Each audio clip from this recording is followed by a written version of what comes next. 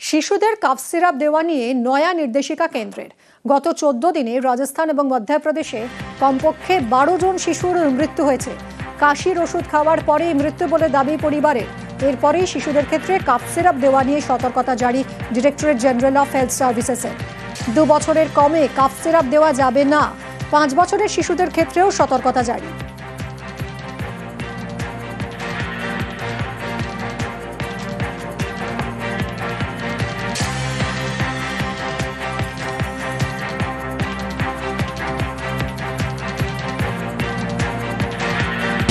একই দুর্যোগের বৃষ্টি, তার মধ্যে আবার দোসর ডিভিসি। বঙ্গোপসাগরে উদ্ভূত নিম্নচাপ যা এখন ওড়িশায় অবস্থান করছে, আর তার জেরে দক্ষিণবঙ্গ এবং উত্তরবঙ্গে প্রবল বৃষ্টি। আর এরই মধ্যে আবার ডিভিসি জল ছেড়েছে। ডিভিসির জলে দক্ষিণবঙ্গে প্লাবন আশঙ্কা। কথা বলবো, দীপক রয়েছে আমার সঙ্গে। দীপক, কতটা জল ছাড়লো আবার ডিভিসি, কতটা সমস্যায় পড়ছেন মানুষ? দেখো, গতকাল জল ছাড়ার পর আজ সকাল নতুন করে জল ছাড়া শুরু করেছে ডিভিসির দুই জলাধার মাইথান এবং পাঞ্চেত জলাধার থেকে 70,000 কিউসেক জল ছাড়া হচ্ছে। ডিভিসি জানিয়েছে যেভাবে ঝাড়খণ্ড বিহারে নিম্নচাপের বৃষ্টি হচ্ছে তাতে কিন্তু ডিভিসির দুই জলাধারে জল ধারণ ক্ষমতা কমে এসছে, তাই ডিভিসিকে এই জল ছাড়ছে এবং রাজ্যকে জানিয়ে জল ছাড়া হচ্ছে। পাল্টা কিন্তু রাজ্যের পক্ষ থেকে দাবি করা হচ্ছে যে ডিভিসি রাজ্যকে না জানিয়ে জল ছাড়া হচ্ছে। একদিকে প্রাকৃতিক দুর্যোগ চলছে, দক্ষিণবঙ্গের উত্তরবঙ্গে নিম্নচাপের বৃষ্টি, তারপরে ডিভিসি ছাড়া জলে আরো বেশি বিপদ বাড়ছে দক্ষিণবঙ্গে। যখন কিন্তু ডিভিসি জানিয়েছে যে জল বৃষ্টি হচ্ছে, বৃষ্টিপাত হচ্ছে ঝাড়খণ্ড এবং বিহারে, সেই জল একদিকে জমা হচ্ছে ডিভিসির দুই জলাধার মাইথান এবং পাঞ্চেতে। তারপর মাইথান এবং পাঞ্চেতের আপার ভ্যালি যে 3 জলাধার রয়েছে, তিলাইয়া জলাধার, কোনার জলাধার এবং তেনুঘাট জলাধার, সেই জলাধার থেকে বাড়তি জল ছাড়া হচ্ছে। তাতেই কিন্তু চাপ বাড়ার ফলে এই জল ছাড়া হচ্ছে। আগামী সময় যদি জল ছাড়া বা বৃষ্টির পরিমাণ কমে, তাহলে কিন্তু জল ছাড়ার পরিমাণও কমানো হবে। ধন্যবাদ দীপক।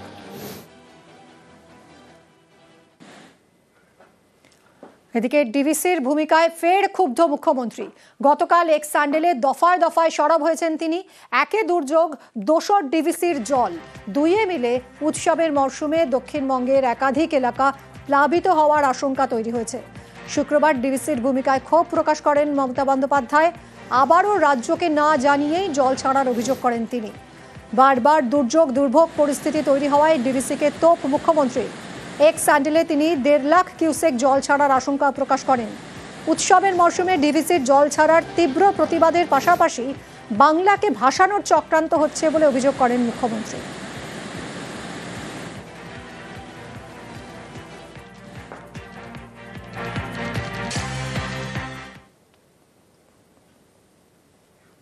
খানাকুলে দুর্গাপুজোর থিম ছিল ডিভিসির জলে দুর্ভোগ। আর দেখুন, পুজো মিটতে না মিটতেই ফের দুর্ভোগের আশঙ্কা, কারণ দফায় দফায় জল ছাড়ছে ডিভিসি। আর এর জেরে উৎসবের মরশুমে দুর্যোগের আশঙ্কা।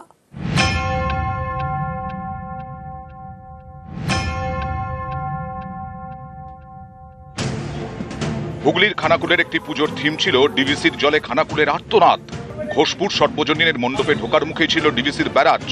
ডিভিসির ছাড়া জলে ভেসে যাওয়া এলাকার ছবি, মণ্ডপে দুর্গতদের দুর্ভোগের ছবিও তুলে ধরা হয় পুজোর থিমে। বিহার, ঝাড়খণ্ডে ভারী বৃষ্টি হলেই জল ছাড়ে ডিভিসি, তাতে ভেসে যায় এ রাজ্যের বিস্তীর্ণ এলাকা। এর মধ্যে অন্যতম হুগলির খানাকুল। সেই মতো খানাকুলের একটি দুর্গাপুজোর থিমেও ছিল দুর্ভোগের ছবি। পুজো মিটতে না মিটতে সেই আশঙ্কাই কি এবার সত্যি হতে চলেছে? কারণ শুক্রবার আবারও ব্যাপক পরিমাণে জল ছেড়েছে ডিভিসি। এর জেরে ফের ভেসে যেতে পারে খানাকুল। থিম নিয়ে অনেকে সমালোচনা করেছিল। খানাকুলের যে বাস্তব সত্যিটা আমরা তুলে ধরতে চেয়েছিলাম, আজকে তার প্রমাণ হলো। আজকে আবার ডিভিসি জল ছাড়লো। বৃহস্পতিবার 65,000 কিউসেক জল ছেড়েছে ডিভিসি।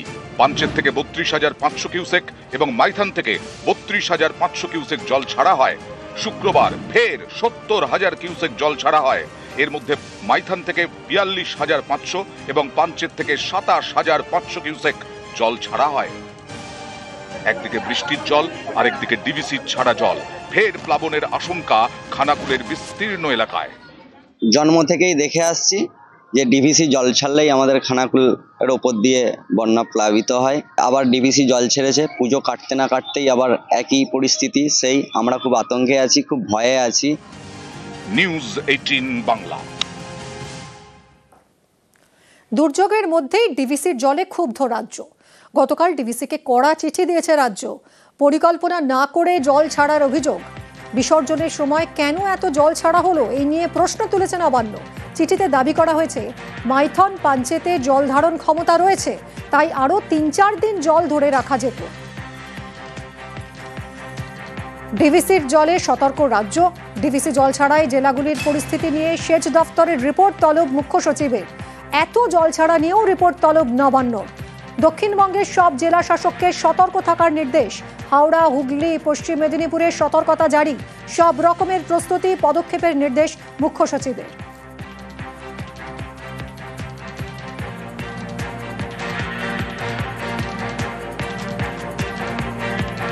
দুর্যোগ মোকাবিলায় সতর্ক প্রশাসন, জানিয়েছেন সেচমন্ত্রী মানস ভূঁইয়া।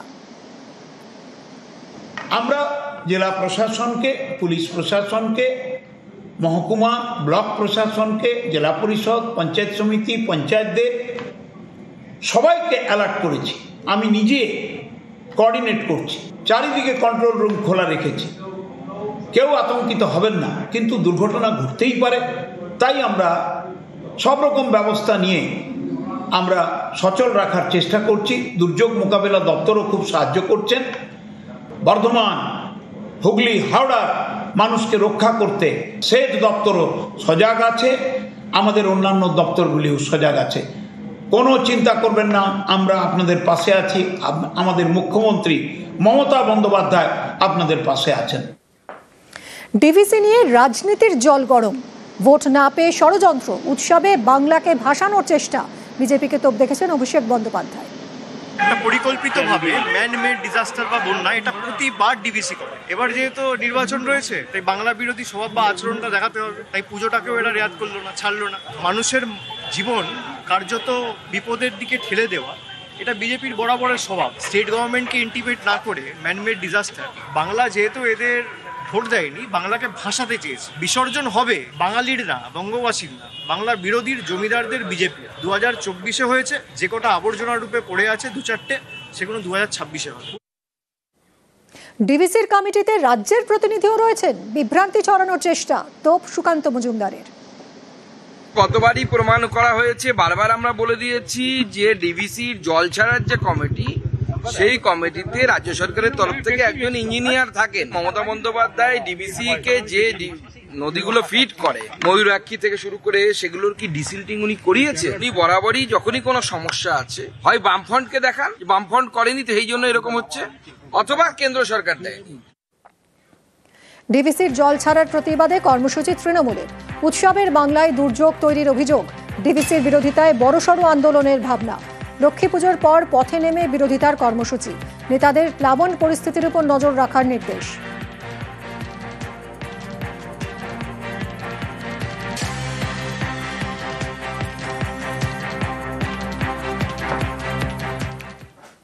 এদিকে বীরভূমে টানা বৃষ্টির জের দুবরাজপুরে শাল নদীর কজওয়ের উপরে উঠে পড়েছে জল। বেলসাড়া এবং মেজে গ্রামের মাঝে কজওয়েতে জল উঠে গেছে। জলমগ্ন কজওয়ে, আর তার উপরে পিলারগুলো জলের তলায়। কজওয়ে জলে ডুবে যাওয়ায় বন্ধ পারাপার। সুপ্রতিমের সঙ্গে কথা বলবো। সুপ্রতিম, কি পরিস্থিতি এখন, কিভাবে পারাপার করছেন তাহলে এলাকার মানুষ?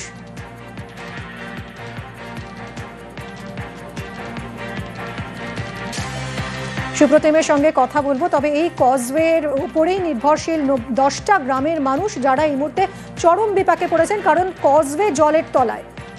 টানা বৃষ্টি চলছে আর তার জেরে এই পরিস্থিতি। সুপ্রতিম রয়েছে সঙ্গে। সুপ্রতিম, এখন ঠিক কি অবস্থা? এলাকার মানুষ কি ভাবছেন, কিভাবে যাতায়াত করছেন? দেখো, এলাকার মানুষ কিন্তু এখন ঘুরপথে যাতায়াত করছে এবং ঝাড়খণ্ড এবং বীরভূমের এই যে কয়েকদিন ধরে বৃষ্টিপাত চলছে এবং তার জেরে কিন্তু ঝাড়খণ্ডের এই যে শাল নদী, যে শাল নদীতে কিন্তু ইতিমধ্যেই জল বেড়েছে এবং আজকে সকাল থেকে কিন্তু এতটাই জল বেড়েছে যে বালিজুড়ি গ্রাম পঞ্চায়েতের বেলছড়া এবং মেঝে গ্রামের মাঝখানে থাকা যে কজওয়ে, তাতে কিন্তু উপর দিয়ে জল বইছে এবং বিপদসীমার উপর দিয়ে জল বইছে, যার ফলে প্রায় 8 থেকে 10টি গ্রামের মানুষ কিন্তু ঘুরপথে যাতায়াত করছে এবং স্থানীয় পুলিশের তরফেও কিন্তু ওই কজওয়ের উপর দিয়ে যাতায়াত ইতিমধ্যেই বন্ধ করে দেওয়া হয়েছে, কারণ যেহেতু জল বাড়ছে সেটা মাথায় রেখে এই সিদ্ধান্ত। তবে যেহেতু বৃষ্টিপাত এখনো চলছে, সেজন্য জল যে অন্যান্য নদীতেও বাড়বে সেটাই কিন্তু ব্যাপার এবং প্রশাসনেরও কিন্তু সজাগ ছিল নদীগুলোর উপরে। ধন্যবাদ সুপ্রতিম।